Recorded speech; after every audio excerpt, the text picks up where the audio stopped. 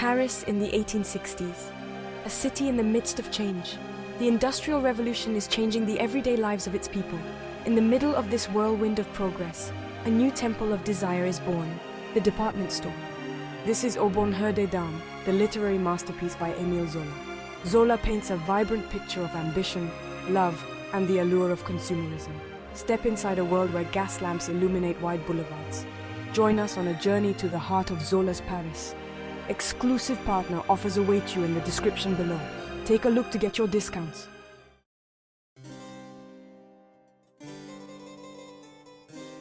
Au Bonheur des Dames is much more than just a story.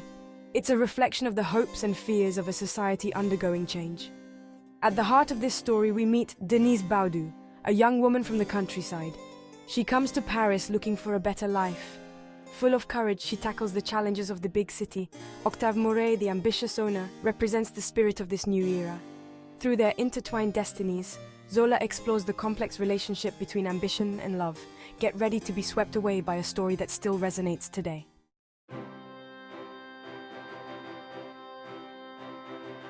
The train screeched to a halt at the Gare Saint-Lazare station, its metal wheels groaning. Steam billowed from the engine, blending with the humid Parisian air. Denise stepped off the train, her small suitcase bumping against her legs. All around her, the city buzzed with life.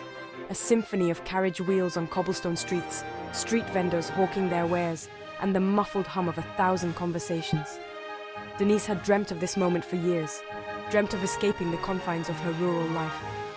Now she was finally here, ready to forge her own destiny. She had found a job at the Bonheur des Dames, that grand department store she had heard about back in her village. Clutching her few belongings, Denise plunged into the labyrinth of Parisian streets.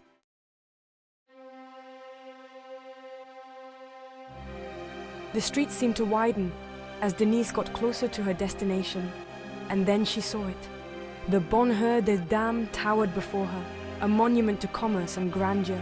Its enormous windows, dressed with luxurious fabrics and the latest fashions, drew passers-by like a magnet. Denise had never seen anything like it. It was a temple of consumerism, a cathedral dedicated to the art of selling desire. Could she find her place in this intricate dance of commerce?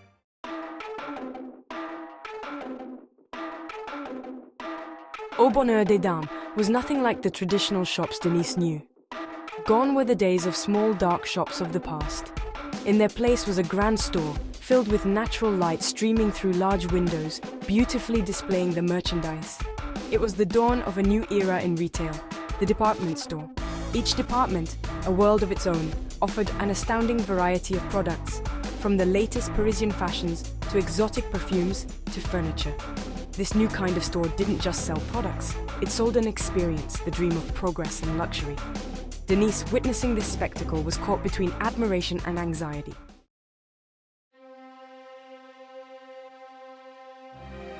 Every detail in the Bonheur des Dames was designed to spark desire. Luxurious fabrics shimmered in the warm glow of the gaslights. Exquisite perfumes lingered in the air, their captivating scents promised an escape from the everyday.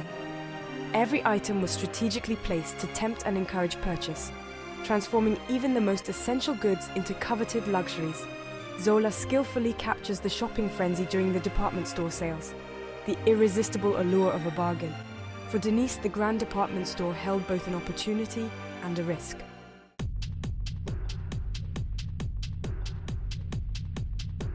Denise's first days at the ladies' paradise were a whirlwind.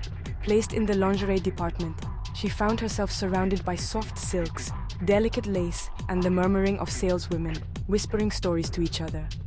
Each day was a crash course in sales techniques, a dance between persuasion and discretion. The pace was breathtaking. As the doors opened, a steady stream of customers poured into the department. Despite the challenges, Denise refused to be discouraged.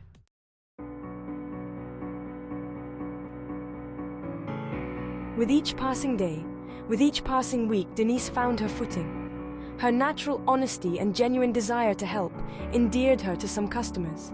And yet, she couldn't shake the feeling of being constantly watched, measured against the store's insatiable hunger for profit. Octave Mouret, the enigmatic figure at the helm of this empire of desire, was a constant presence, even in his absence. His portrait, prominently displayed in the staff area, was a constant reminder of the store's high standards. Soon their paths would cross, but the nature of their encounter remained shrouded in mystery.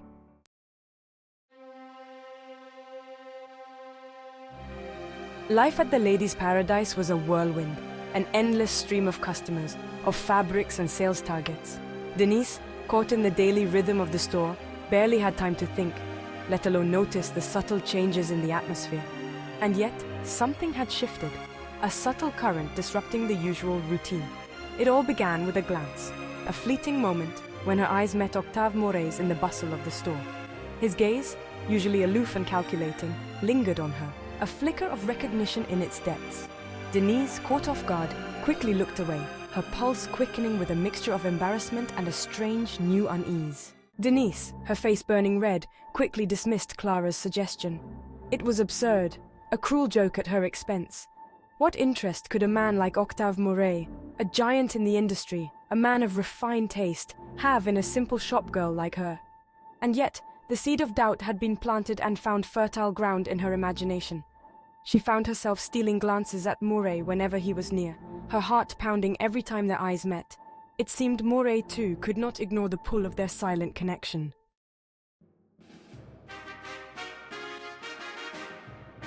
Octave Moret was a force of nature, a whirlwind of ambition and charisma, sweeping through the Ladies' Paradise like a summer storm. He had a rare gift for anticipating his customers' desires, for transforming everyday objects into irresistible temptations. To Denise, he was a puzzle, a man of contrasts, both fascinating and intimidating. She watched him from a distance, trying to decipher the man behind the carefully constructed facade. He was a master of his craft, every word, every gesture radiating an aura of authority that brooked no argument. But beneath the veneer of politeness, Denise sensed something else, a vulnerability that contrasted with his outward confidence. With each passing week, Moret's interest in Denise only grew stronger. He often sought her company, engaging her in conversations about her life, her dreams, and her impressions of the city. Denise, initially hesitant, found herself drawn to his intelligence, his quiet intensity, and the way he seemed to break through her carefully constructed walls. For the first time in his life, Moret was attracted to a woman who was not impressed by his wealth or power. Denise's honesty, her unwavering integrity, was a refreshing contrast to the calculated ambitions of the women in his usual circles. But Moret was a master of self-control, accustomed to keeping his emotions in check.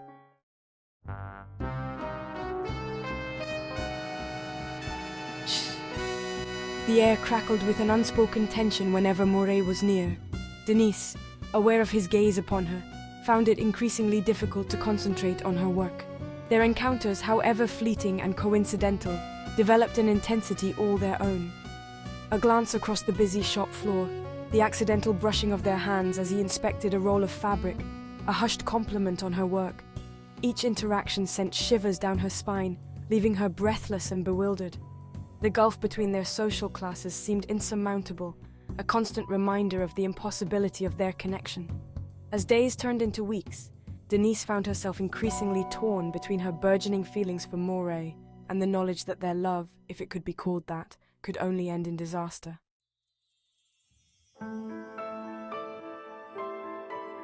Second book, The Weight of Secrets. Rumors spread through the store like wildfire. It started with stolen glances the salesgirls gave each other, but it wasn't long before tongues started wagging. Clara, with juicy details, shared the story of Moret's supposed weakness for Denise. Deeply shaken, Denise tried to ignore the stories.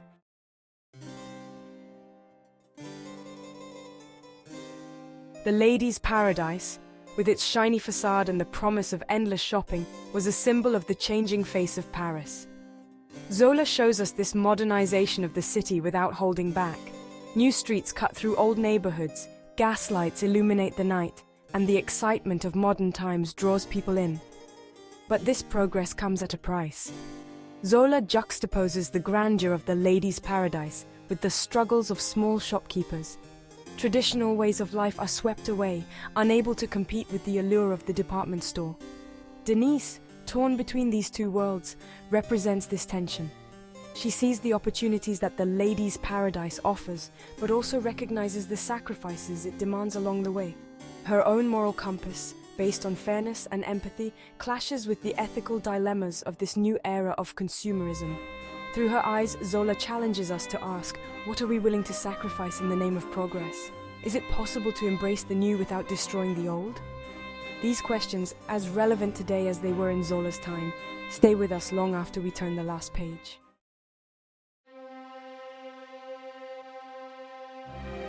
Zola cleverly paints a picture of the dark side of Parisian society, the discontent brewing beneath the surface of progress. While the bonheur des dames flourishes, people on the surrounding streets struggle to survive. Zola doesn't shy away from showing the poverty, the despair, and the exploitation inherent in this new economic order.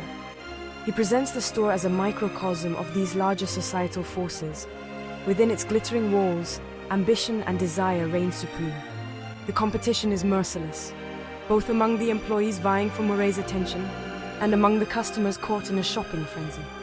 Denise, with her strong moral compass, is increasingly troubled by this subtle exploitation. She experiences firsthand the toll that the relentless pursuit of profit takes on the workers and the consumers caught in the spiral of desire. Through Denise's observations, Zola reminds us that progress often comes at a price. He challenges us to look beyond the glittering facade of modernity and confront the uncomfortable realities of inequality and exploitation that often underpin it.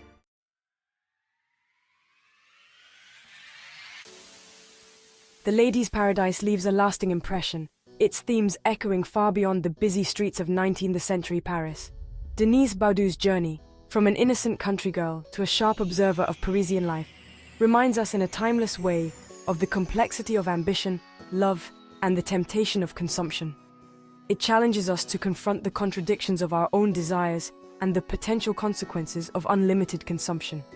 Denise's story reminds us that true happiness lies not in the accumulation of material goods, but in the strength of our values and the empathy we have for others. This message is just as relevant today as it was in Zola's time. Thank you for joining us on this journey of discovery through The Ladies' Paradise. Don't forget to like and subscribe for more literary insights.